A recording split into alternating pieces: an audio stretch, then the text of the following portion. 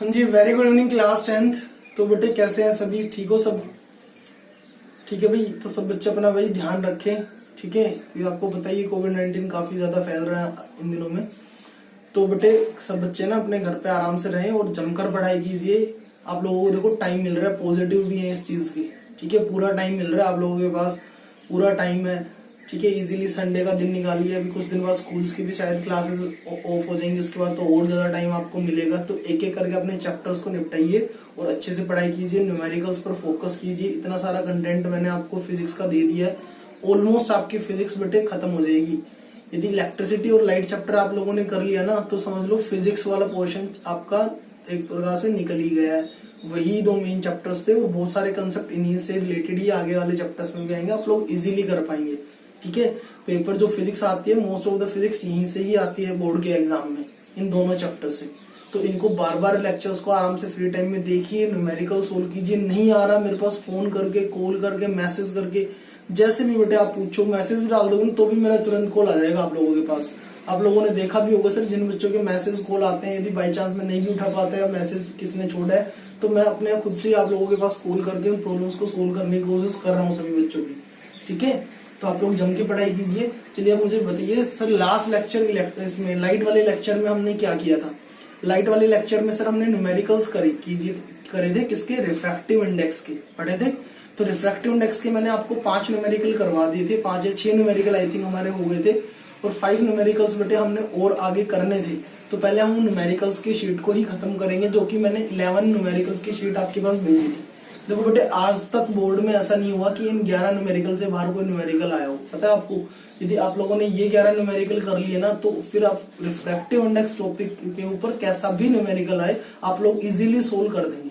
बिल्कुल through out है ये, हर एक टॉपिक के ऊपर हर एक न्यूमेरिकल में हर एक टाइप डिस्कस कर रहा हूँ आप लोगों के साथ, उससे बाहर फिर न्यूमेरिकल नहीं आएगा, ठीक है। तो जरा देखिए, सबसे पहले न्यूमेरिकल नंबर 7 से स्टार्ट करेंगे, ठीक है। शीट अपनी उठा लीजिए, रजिस्टर ले लीजिए, जो न्यूमेरिकल्स आपने स्टेटमेंट्स लिखी हुई है। न्यूमेरिकल नंबर 7, यदि बच्चों ने कोशिश की होगी तो आप लोगों से भी हो गए होंगे एक आध न्यूमेरिकल इनमें से भी, क्योंकि सेम ही है। देखो सबसे पहली बात, the refractive index of diamond is 2.42। देखो जरा रजिस्टर में ऐसे लिखी हुई आपने स्टेटमेंट, ठीक है। The refractive index of diamond, किसका रिफ्रैक्टिव इंडेक्स है? डायमंड का। अच्छा, रिफ्रैक्टिव इंडेक्स को किससे रिप्रेजेंट करते थे? एन से। किसका रिफ्रैक्टिव इंडेक्स है सर? डायमंड का। डायमंड को मैंने डी से रिप्रेजेंट कर दिया, इज इक्वल टू कितना है? 2.42। अब आप लोग ये सोच रहे होंगे सर, ये जो रिफ्रैक्टिव इंडेक्स डायमंड का है, ये किसकी विद रिस्पेक्ट है? दूसरा मीडियम क्या है? तो बेटे जब भी आपको पेपर में दूसरा मीडियम नहीं दिया गया हो, तो आप लोगों ने ये अपने आप ही अज्यूम कर लेना है सर वो दूसरा मीडियम एयर और वैक्यूम ही है, उसके अलावा नहीं होगा वो, ठीक है। तो ऑब्वियस है कि ये एब्सोल्यूट रिफ्रैक्टिव इंडेक्स है डायमंड का, यानी कि दूसरा जो मीडियम है वो एयर या फिर वैक्यूम है। तो एयर को मैंने ये ए से रिप्रेजेंट कर दिया, ठीक है। बोलो, इतनी बात क्लियर हो गई, ठीक है। अब उसने ये पूछा what is the meaning of this statement. बेटे ये आपके ना एनसीईआरटी का भी क्वेश्चन है, ये भी 3 साल पहले पेपर में भी पूछा गया बोर्ड में 10th सीबीएसई के अंदर, ठीक है। उससे पहले भी ये क्वेश्चन सेम 4 या से 5 बार रिपीट हो चुका है इस टॉपिक से, ठीक है। और बड़ा ही सिंपल सा इसका आंसर था, ये 1 मार्क्स में 2 मार्क्स में ही आता है ये। क्या इसने ये बोला sir, refractive index of diamond is 2.42, what is the meaning of that statement. इस स्टेटमेंट का क्या, इस स्टेटमेंट की मीनिंग क्या होगा?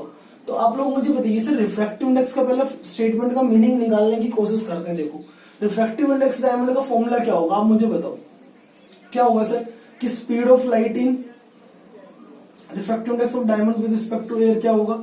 Speed of light in air, speed of light in air बोलो, divide by speed of light in vacuum, sorry speed of light in diamond, बोलो यही होगा फॉर्मूला, ठीक है। तो speed of light in air divide by speed of light in diamond, बोलो यही आएगा ना फॉर्मूला यहां तक। तो अब आगे मुझे बताओ जरा, ये किसके इक्वल है? रिफ्रैक्टिव इंडेक्स 2.42 की। तो मैं लिख दूं क्या कि sir speed of light in air divide by speed of light in diamond किसके इक्वल आएगा भाई, इज इक्वल टू 2.42, इसी के इक्वल आएगा। अब मुझे बताओ speed of light in diamond यदि निकालना हो,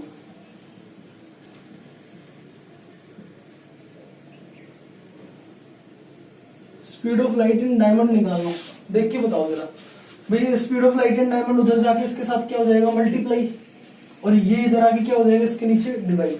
तो मैं इसको ऐसे लिख सकता हूं 1/2.42 into speed of light in air, speed of light in air, बोलो इस स्टेटमेंट को, ठीक है। इसको ऊपर नीचे कर लेंगे हम, ये उधर चला जाएगा, ये इधर आ जाएगा, 2.42 इधर आके डिवाइड हो जाएगा और ये उधर चला जाएगा, ठीक है। तो ये कैसे आ गया, speed of light in diamond is equal to 1/2.42 times the speed of light in air. तो बेटे इस स्टेटमेंट का मीनिंग यही है, बस इतना ही आपने लिखना था। क्या लिखना था, आप ये कहते सर कि refractive index of diamond is 2.42 है, इस बात का मतलब ये है कि स्पीड ऑफ लाइट जो होगी इन मीडियम डायमंड, डायमंड वाले मीडियम में जो स्पीड ऑफ लाइट होगी वो 1/2.42 टाइम्स, इनटू का मतलब क्या होता है times speed of light in air, यानी कि लाइट की स्पीड का 1/242 टाइम्स जो आएगा वही उतनी ही स्पीड किसमें होगी, डायमंड में होगी। आप लोगों ने फाइंड आउट करके नहीं दिखानी थी, उसने मीनिंग पूछा था तो आपने मीनिंग की फॉर्म में ऐसी लाइन लिखनी है, ठीक है पक्का।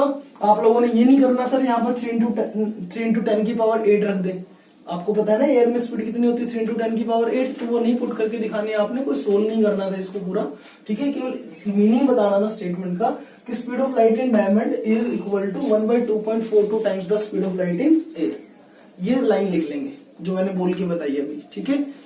चलिए नेक्स्ट न्यूमेरिकल देखिए बेटे, पॉज करके नोट डाउन कर सकते हैं आप अब इसको। न्यूमेरिकल नंबर 8 देखो जरा, ठीक है भाई। न्यूमेरिकल नंबर 8 क्या है, if the refractive index of water is 4/3, if the refractive index of water, जरा देख लेते हैं refractive index of water, water को W से रिप्रेजेंट कर दिया विद रिस्पेक्ट टू एयर, ये दूसरा मीडियम नहीं दिया गया हो तो कितना है, इज 4/3, ठीक है। चलिए आगे क्या है, आगे है and that of glass is 3/2, and that of glass यानी कि रिफ्रैक्टिव इंडेक्स किसका, ये ग्लास का, ग्लास को G से रिप्रेजेंट कर ले विद रिस्पेक्ट टू एयर, कितना है वो 3/2, ये आपको गिवन है। Refractive index of water and that of glass is 4/3 and 3/2, clear. चलिए अब find the refractive index of glass with respect to water, आपने क्या निकालना है, find the refractive index of glass, निकालना क्या है वो मैं बता देता हूं। Refractive index of glass with respect to water, बेटे ये आप लोगों ने फाइंड आउट करना था, ये निकालना था। चलिए सोचिए जरा ये न्यूमेरिकल आप लोग कैसे करेंगे, 1 मिनट के लिए जल्दी से सोचिए कि आप इस न्यूमेरिकल को कैसे करेंगे।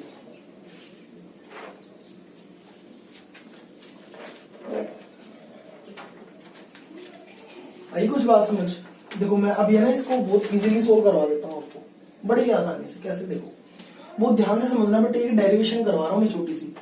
आप मुझे बताओ refractive index of water with respect to, ये जो 4/3 है विद रिस्पेक्ट टू एयर, इसका फॉर्मूला क्या आएगा, refractive index of water with respect to air वो होता है बेटे speed of light in air divide by speed of light in water. Speed of light in water को VW से दिखा लिया और एयर को किससे दिखाते हैं, C से। सेम बात है, क्लियर है इतनी बात। चलिए अब यहाँ पर मुझे बताइए एक और बात, स्पीड जो रिफ्रैक्टिव इंडेक्स ग्लास है विद रिस्पेक्ट टू एयर वो किसके इक्वल होगा, speed of light in air divide by speed of light in glass, होगा कि नहीं होगा, इतनी बात तो समझ में आ गई है। चलिए अब आप मुझे बताइए जरा, ये आपने निकालना था, ये तो फाइंड आउट करना था, तो इसका रिफ्रैक्टिव इंडेक्स का फॉर्मूला क्या आएगा, glass with respect to water, तो क्या आएगा speed of light in water divide by speed of light in glass. इसका मतलब ये हुआ कि यदि आप speed of light in water का ratio speed of light in glass VW/VG की वैल्यू निकाल लें किसी तरीके से, तो वही क्या होगा, इसका रिफ्रैक्टिव इंडेक्स होगा जो हमने फाइंड आउट करना था। चलिए यहां से देखकर मुझे बताइए सर कैसे निकालेंगे, आप ही मुझे बता दीजिए। ये बटे हमें कहाँ चाहिए, नीचे, और ये कहाँ चाहिए हमें, ऊपर। ठीक है, तो मैं क्या करता हूं सर, इन दोनों इक्वेशंस को डिवाइड कर दूं, इन दोनों इक्वेशंस को क्या कर दूं, डिवाइड कर दूं, या फिर हम मल्टीप्लाई छोटी चलो डिवाइड कर देते हैं। ठीक है, मैंने क्या किया, ये अपने पास फर्स्ट इक्वेशन मान ली, ये सेकंड इक्वेशन। ठीक है, ध्यान से समझना, डिवाइड करना है किसको, equation, divide equation second by first. Second equation को डिवाइड करना है, इस वाली को, सेकंड वाली को किससे डिवाइड करना है, फर्स्ट से। तो सेकंड इक्वेशन क्या है, ये वाली थी, ये देखो NGA, यानी कि refractive index of glass with respect to air is equal to C/VG। बोले यही था ना, इसको डिवाइड करना था इससे, तो LHS साइड से डिवाइड, देखो ये आएगा refractive index of water with respect to air divide by, यहाँ पे क्या आएगा, C डिवाइड बाई VW। मुझे बताओ ये C से C क्या हो जाएगा बेटे, कैंसिल, और ये VW कहाँ चला जाएगा, ऊपर। तो ये क्या आ जाएगा, refractive index of glass upon air is equal to refractive index of water with respect to air is equal to VW upon VG। बोलो ये आ जाएगा कि नहीं आ जाएगा। ठीक है, अब मुझे सोचकर बताओ ये VW अपॉन VG किसके इक्वल होता है, बताओ जल्दी से। VW अपॉन VG इसके इक्वल होता था या नहीं होता था, तो मैं इसको ऐसे लिख सकता हूं। अब देखो जरा, refractive index of glass upon air, ठीक है, VW अपॉन VG किसके इक्वल होता था, इसके इक्वल। तो इसका मतलब क्या हुआ कि मैं इसको ये लिख सकता हूं, इसको मान लेता हूं इक्वेशन 3, इसको मान लेता हूं इक्वेशन 4। फ्रॉम इक्वेशन 3 एंड 4 मुझे बताओ जल्दी से देखकर, भाई ये VW अपॉन VG इसके इक्वल भी है, और यहाँ पर VW अपॉन VG इसके इक्वल भी है। इसका मतलब कि ये दोनों भी तो इक्वल होंगे, ये और ये होंगे कि नहीं होंगे। देखो जरा ध्यान से, भाई VW अपॉन VG इसके इक्वल है, यहाँ पर VW अपॉन VG इसके इक्वल है, तो इसका मतलब ये दोनों भी क्या हुए, इक्वल हुए। तो लिखो जरा यहाँ पर क्या, कि refractive index of glass with respect to water is equal to, किसके इक्वल होगा, refractive index of glass with respect to air, refractive index of water with respect to air, refractive index of glass with respect to air divide by refractive index of water with respect to air. बेटे ये final result है, ये नहीं भूलना आप लोगों ने बस। ठीक है, ये मत भूलो बस, चाहे आप ये भूल जाओ सारा, कोई दिक्कत नहीं है, ये मत भूलना। लेकिन इसका मतलब क्या मैं समझा देता हूं। देखो, यदि आपको ये दिया गया हो कि refractive index of water with respect to air, यानी कि एब्सोल्यूट रिफ्रैक्टिव इंडेक्स, ठीक है, और यहाँ पर एब्सोल्यूट रिफ्रैक्टिव इंडेक्स ग्लास का दिया हुआ था, और पूछ क्या लिया, रिफ्रैक्टिव इंडेक्स का बताओ ग्लास का विद रिस्पेक्ट टू वाटर। तो आपने क्या करना होता है सर, ग्लास का निकालना है विद रिस्पेक्ट टू वाटर। तो आप क्या करेंगे सर, ग्लास का रिफ्रैक्टिव इंडेक्स ऊपर रख दो और वाटर का एब्सोल्यूट रिफ्रैक्टिव इंडेक्स नीचे रख दो, बस इतना सा काम आपने करना है। जैसे कि अब इसी फॉर्मूले से देखो, refractive index of glass with respect to water किसके इक्वल आ जाएगा, ये किसके इक्वल था, ग्लास का कितना था 3/2, ये रहा, तो 3/2 लिख लिया मैंने, डिवाइड बाई वाटर का कितना था 4/3, वाटर का लिख दिया 4/3। अब इसको सोल्व करो जरा, 3 ऊपर जाएगा, 3 3 से क्या हो जाएगा 9, और ये 4 2 से कितना हो जाएगा 8। ठीक है, तो refractive index of glass with respect to water कितना आ गया 9/8। बोलो ठीक है बेटे, एक लास्ट टाइम फिर से मेरी बात ये बहुत ध्यान से समझ लेना, बहुत ही कंसंट्रेट होकर के ये बात सुन लो। क्या बेटे, रिफ्रैक्टिव इंडेक्स ग्लास का विद रिस्पेक्ट टू वाटर निकालना था, ठीक है। एक फॉर्मूला क्या है, sine I upon sine R कर सकते थे, लेकिन वो हमारे पास दिया नहीं गया। दूसरा फॉर्मूला क्या था, speed of light in water divide by speed of light in glass, ये लगा सकते थे, लेकिन हमारे पास ये भी गिवन नहीं है, ठीक है। एक तीसरा फॉर्मूला क्या है कि रिफ्रैक्टिव इंडेक्स ऑफ ग्लास का निकालना था विद रिस्पेक्ट टू वाटर, तो आप ऊपर क्या रख दो, रिफ्रैक्टिव जिसका निकालना है उसी का एब्सोल्यूट रिफ्रैक्टिव इंडेक्स ऊपर रख दो, और जिसके विद रिस्पेक्ट निकालना है उसका रिफ्रैक्टिव इंडेक्स नीचे रख दो।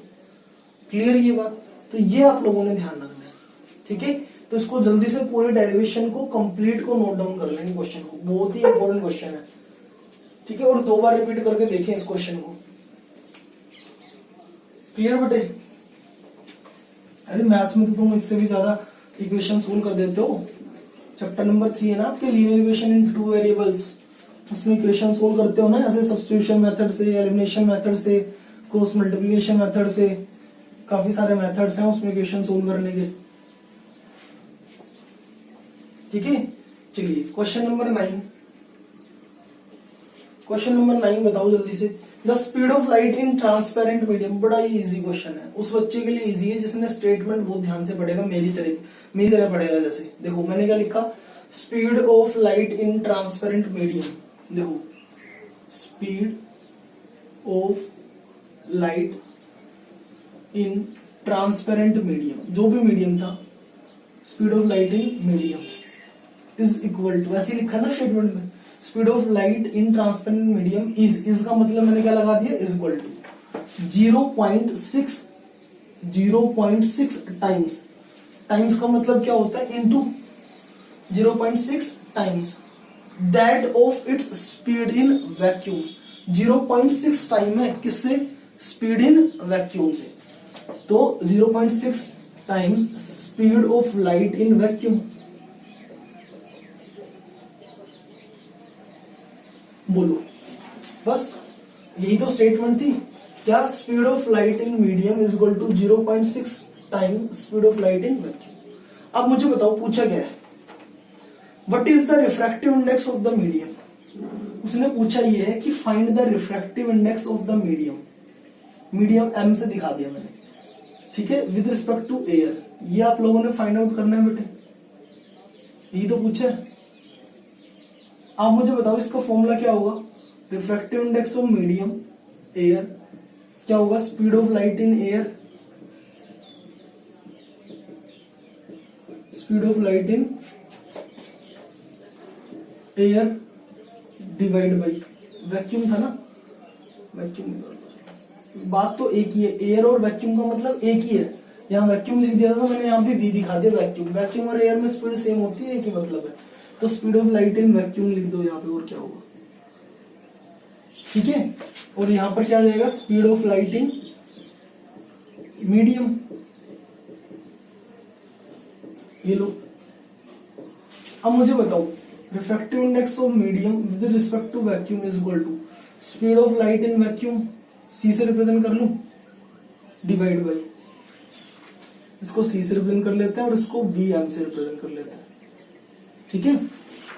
अच्छा speed of light in medium, speed of light in medium is equal to 0.6 speed of light in vacuum. देखना बेटा ध्यान से समझना, ये speed of light in medium जो थी यहाँ पर, इसकी जगह मैं ये लिख सकता हूँ 0.6 into speed of light in vacuum, लिख सकते हैं बिल्कुल। क्या है 0.6 times speed of light in vacuum. Speed of light in vacuum किससे निकालते हैं, सी से, तो इससे ये क्या हो जाएगा, सी कैंसिल।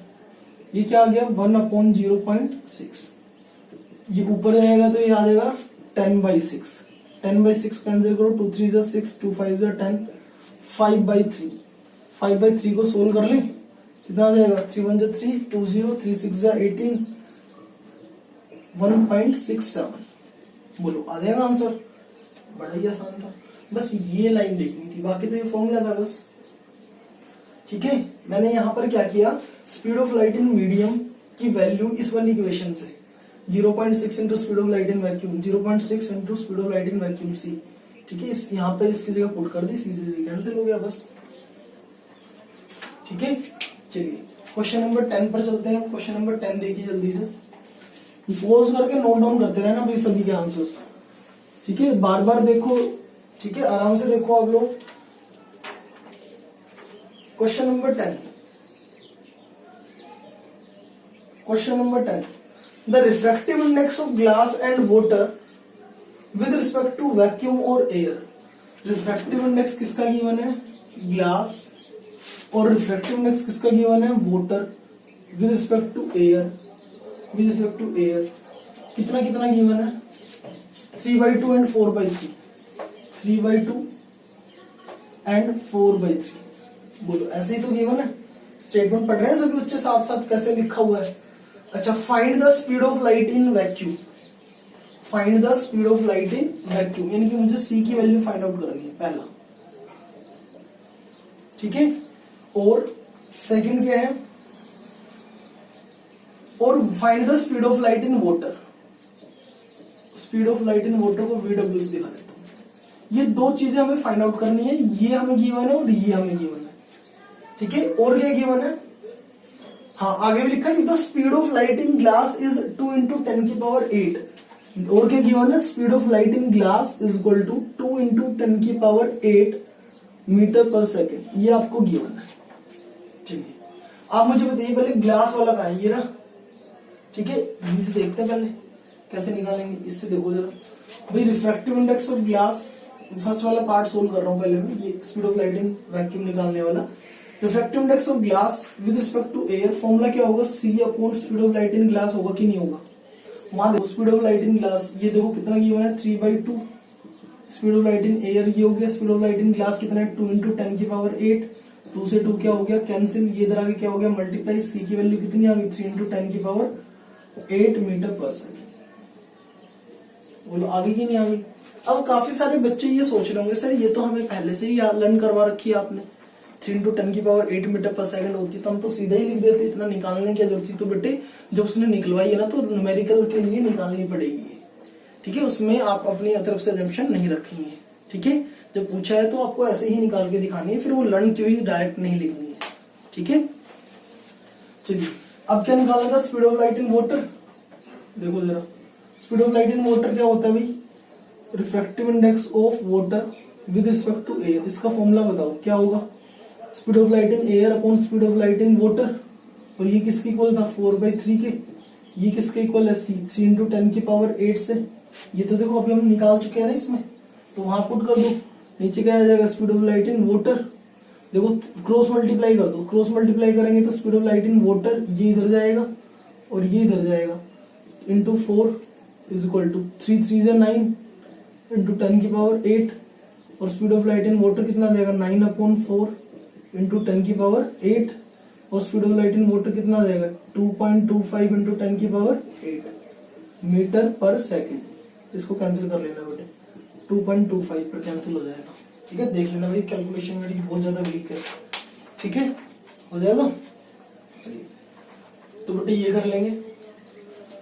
अच्छा लास्ट क्वेश्चन, क्वेश्चन नंबर, इसको पॉज करके नोट डाउन कर लीजिए आप पहले। Last question, question number 11।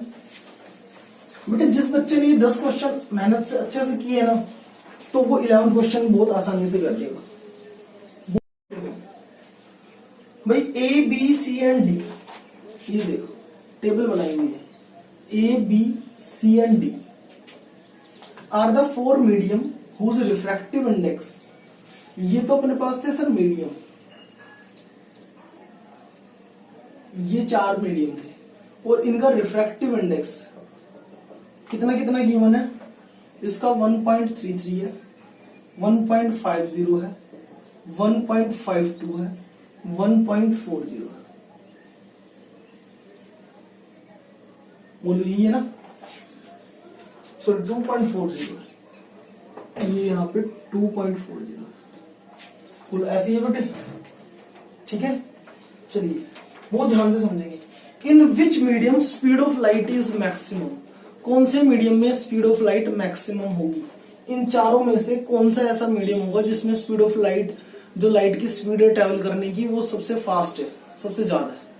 भाई आपको मैंने समझाया था फॉर्मूला लास्ट क्लास में, याद हो तो देखना जरा। Refractive index of medium 2 with respect to 1 for example is equal to speed of light in medium 1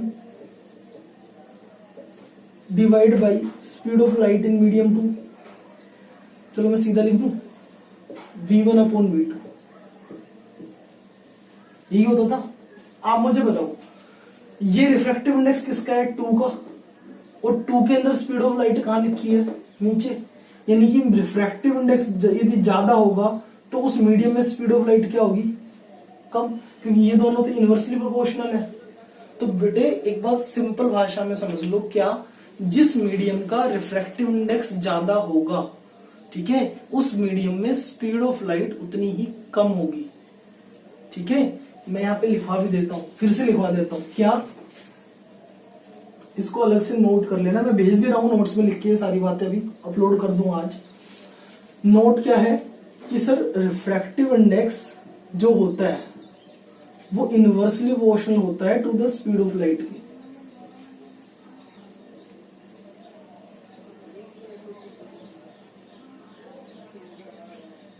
speed of light in that medium की। ठीक है, refractive index of medium is inversely proportional.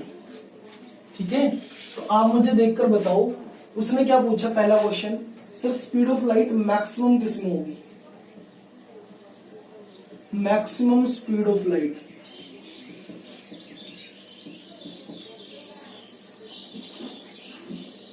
बताओ भाई, मैक्सिमम मतलब refractive index सबसे कम, refractive index सबसे कम किसका है, ए मीडियम का कितना है 1.33 है कि नहीं है, तो स्पीड ऑफ लाइट मैक्सिमम किस में होगी, maximum speed of light is in medium ए। कौन से मीडियम में होगी यहां पर, मीडियम ए में, जिसका कि रिफ्रैक्टिव इंडेक्स कितना है 1.33। बोलो समझ में आई बात। अच्छा, स्पीड ऑफ लाइट मिनिमम किस में होगी कोई पूछे तो, सेकंड पार्ट ये होगा I think, minimum speed of light जिसका रिफ्रैक्टिव इंडेक्स क्या होगा, maximum is in medium. Maximum refractive index किसका है, डी का, देखो डी का रिफ्रैक्टिव इंडेक्स मैक्सिमम है, तो यहाँ पे स्पीड ऑफ लाइट क्या होगी, मिनिमम होगी, क्योंकि इसका रिफ्रैक्टिव इंडेक्स 2.40 है। बोलो, तो दो पार्ट सोल्व हो गए इस फॉर्मूले से, यानी कि जिसका रिफ्रैक्टिव इंडेक्स ज्यादा उसमें स्पीड कम, और जिसमें स्पीड कम उसका रिफ्रैक्टिव इंडेक्स ज्यादा, जिसका रिफ्रैक्टिव इंडेक्स कम उसमें स्पीड उतनी ही ज्यादा। ठीक है, तो रिफ्रैक्टिव इंडेक्स कम था तो स्पीड मैक्सिमम थी, रिफ्रैक्टिव इंडेक्स ज्यादा था तो स्पीड मिनिमम थी। Clear. Part number 3, third part देखिए जरा, चलिए थर्ड पार्ट बताइए, find the refractive index of medium A with respect to D. Refractive index of medium A with respect to D. बेटे वही बच्चा कर पाएगा जिसने न्यूमेरिकल नंबर 8 बहुत ढंग से समझा था, अभी मैंने समझाया था। क्या बताया था कि रिफ्रैक्टिव इंडेक्स ए निकालना विद रिस्पेक्ट टू डी, तो क्या आ जाएगा, refractive index of A divide by refractive index of D, बस। और ये किसके रिस्पेक्ट है, विद रिस्पेक्ट टू एयर, ये एब्सोल्यूट तो दे ही रखे थे, बहुत ही सिंपल है। ए का कितना था 1.33 और डी का कितना था 2.40, इसको सोल्व कर लेंगे। ठीक है, इसको सोल्व कर लेंगे, ये आंसर आ जाएगा। बोलो हो जाएगा। अच्छा, फोर्थ पार्ट बताओ जल्दी से, यहां कर लेते हैं। Fourth part, in which of medium angle of refraction is A larger B smaller. कौन से मीडियम में एंगल ऑफ रिफ्रैक्शन सबसे ज्यादा होगा, एंगल ऑफ रिफ्रैक्शन की बात हो रही है, बहुत ध्यान से समझना। बट इस बात को समझाने के लिए है ना, मैं इनको रब कर रहा हूं, आप केवल पहले 3 पार्ट नोट डाउन कर लेंगे और वो नोट पोज करके एक बार नोट डाउन कर लीजिए। ठीक है, उसके बाद मैं 4th और 5th पार्ट बताता हूं आपको।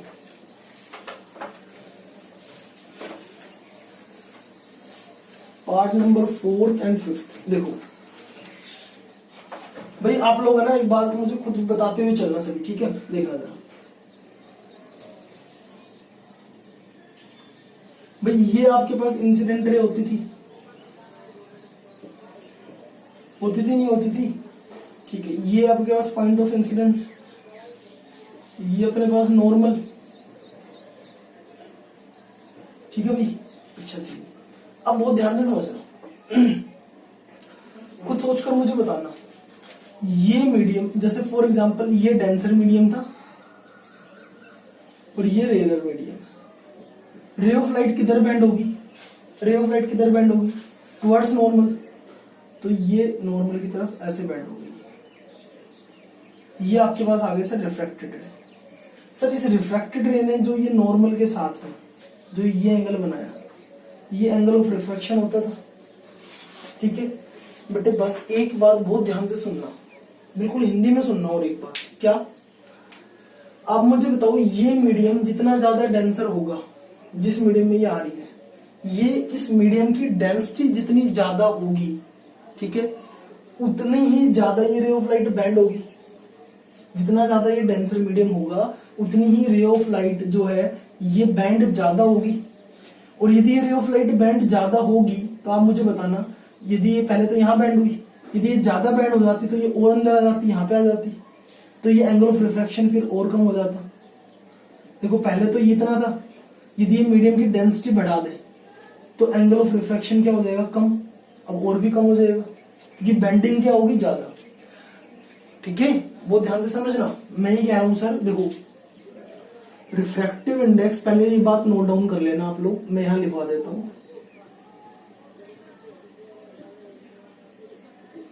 रिफ्रैक्टिव इंडेक्स जो होता है ना बेटे, वो डायरेक्टली प्रोपोर्शनल होता है डेंसिटी ऑफ मीडियम की।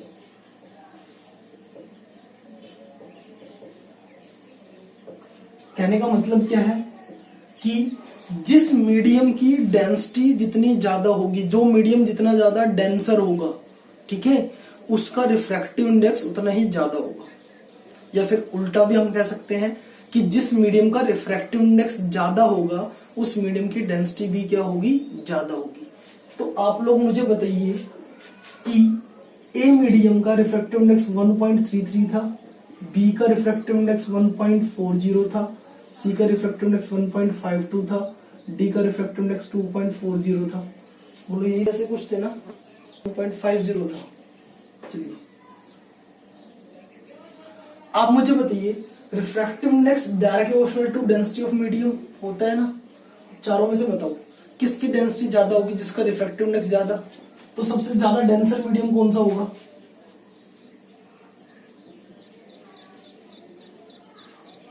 मोर डेंसर मीडियम कौन सा होगा, डी होगा कि नहीं होगा। यदि ये डी मीडियम सबसे ज्यादा डेंसर होगा, ठीक है, तो बेंडिंग भी इसमें सबसे ज्यादा होगी। मैंने अभी बताया जितना ज्यादा डेंसर उतनी रे ऑफ लाइट ज्यादा बैंड होगी, ज्यादा बैंड होगी तो एंगल ऑफ रिफ्रैक्शन क्या होगा, कम।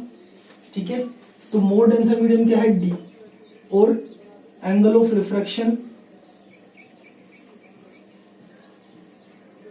Angle of refraction is smaller in medium D. बोलो होगा कि नहीं होगा। तो मैं आपको बता दूं, पार्ट फोर्थ, ठीक है, पार्ट फोर्थ का ये बी का आंसर है, और पार्ट फोर्थ ए का आंसर बताओ, और ये पार्ट फिफ्थ का